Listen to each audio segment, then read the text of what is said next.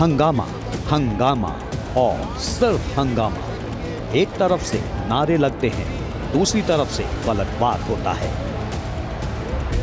18वीं लोकसभा के पहले सेशन के दौरान संसद के दोनों सदनों में जमकर हंगामा होता रहा। इमरजेंसी को लेकर सरकार तो नीट को लेकर विपक्ष हमलावर है।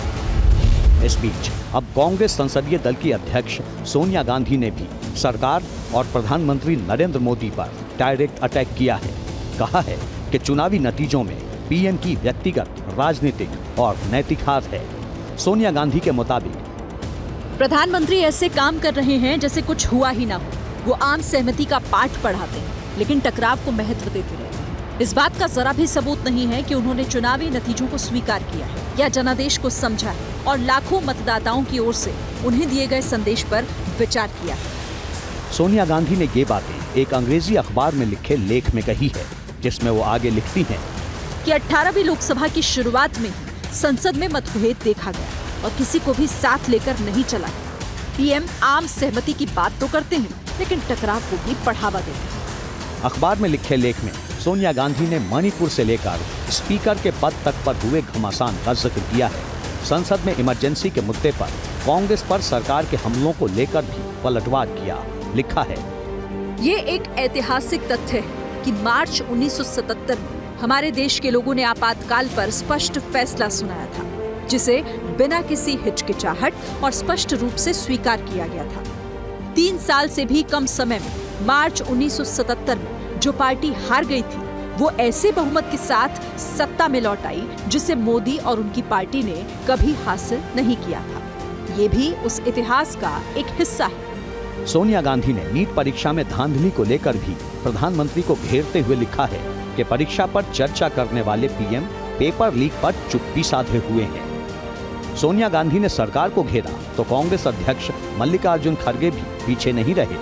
सोशल मीडिया साइट एक्स पर सोनिया गांधी के आर्टिकल को शेयर करते हुए वही बातें दोहराई। गठबंधन के बाकी साथी भी पीछे नहीं रहे। सोनिया जी की बात सही है। जो जनादेश 2024 के लोकसभा चुनाव में आया है, वो नरेंद्र मोदी जी की व्यक्तिगत हार है। यही मोदी अपने दम पर 400 पार की भाषा कर रहे थे। कांग्रेस को 50 सीटें भी नहीं मिली। राहुल गांधी को बोलते थे शहजादे की जितनी उम्र है उतनी भी सीटें नहीं मिलेगी, लेकिन शहजादे ने आपको हरा दिया है मोदी जी। वो आर्टिकल एक तरह से समीचीन है, समसामयिक है और सरकार को आईना दिखाता है। अब इमरजेंसी की बात देखिए, इंटरेस्टिंग है।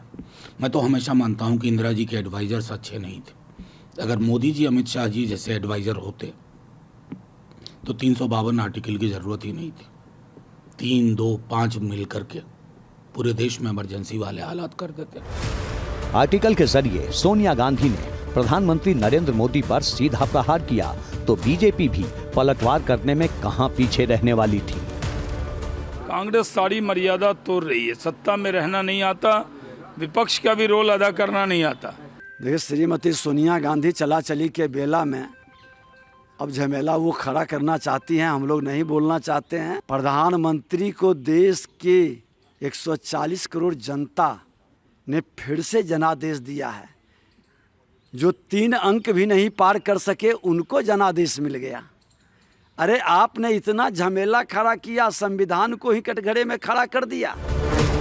वैसे ये पहली बार नहीं है जब सोनिया गांधी ने प्रधानमंत्री नरेंद्र मोदी पर सीधा हमला बोला है, लेकिन इस बार चुनाव में बेहतर प्रदर्शन के बाद से ही विपक्ष के हौसले बुलंद हैं। यही वजह है कि सड़क से संसद तक राजनीति जबरदस्त तरीके से गरमाई हुई है।